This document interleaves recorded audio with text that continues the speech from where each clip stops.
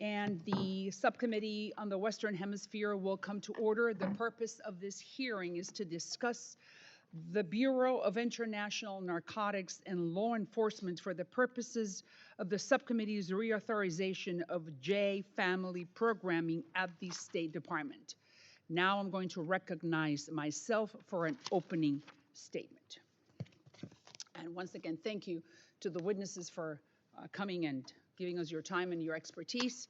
Always welcome. So the Bureau of International Narcotics and Law Enforcement Affairs, INL, acronym, the motto is security through justice.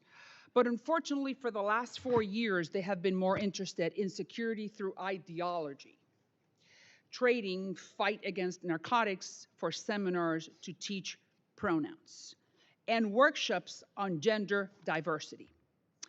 I believe that the result of this alien ideology has been damaging to our national security, especially in a region which is very close to my heart, Central America.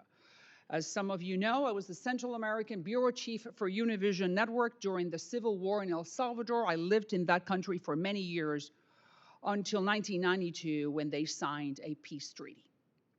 Central America, don't I know it, has suffered for decades, and this was the perfect time to help them. Let's go to Guatemala. Almost 9 million migrants passed through their territory trying to come to the United States in the last 4 years.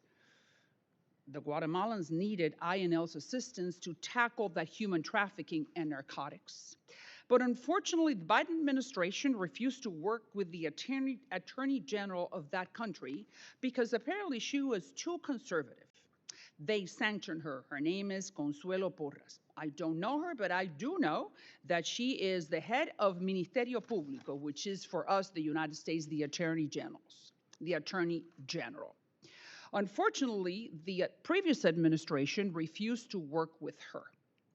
I believe that if the Guatemalans put her there, the Biden's bureaucrats don't have any business in telling her that she was not fit for the job.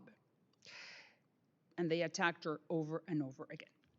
This is the perfect definition of putting politics and ideology before safety and respect for our neighbors' political views. If the Guatemalans are conservative, well, so be it. We got to respect it. Let's talk now about El Salvador, the country which has been tackling a terrible gang problems for 30 years. I was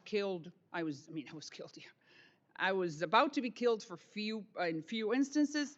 I lived it, I know it. And things were terrible in El Salvador until President Bukele arrived in the picture.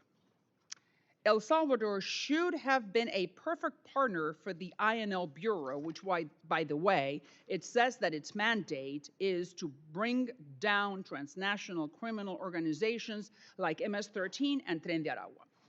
But instead of training the Salvadorian police forces, INL, Law Enforcement Academy, taught gender and inclusion as one of their main goals for El Salvador.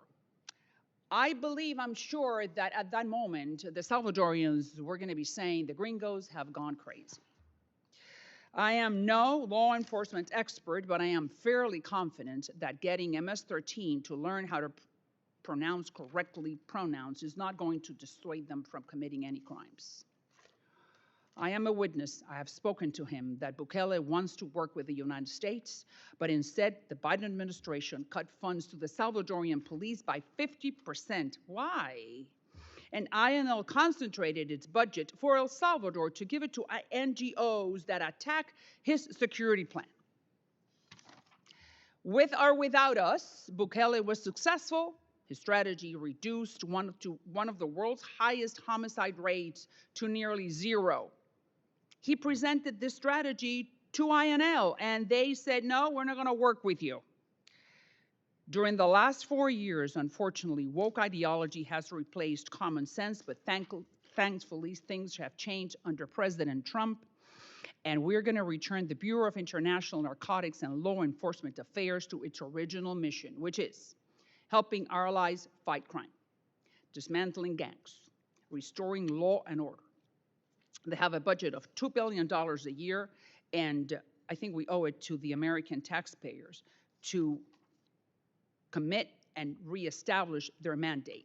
finding drugs, stopping human trafficking, training police forces worldwide with American-made weapons bought by our allies.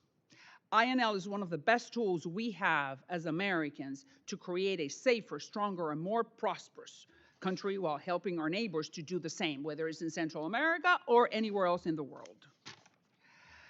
I believe that we are still, the United States, we're the point of reference for the rest of the hemisphere, at least when it comes to good governance, the beacon of hope, that there is a political system that respects human dignity.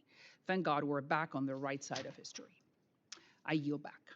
And now I recognize my dear ranking member, the gentleman from Texas, Mr. Castro, for any statements he may have.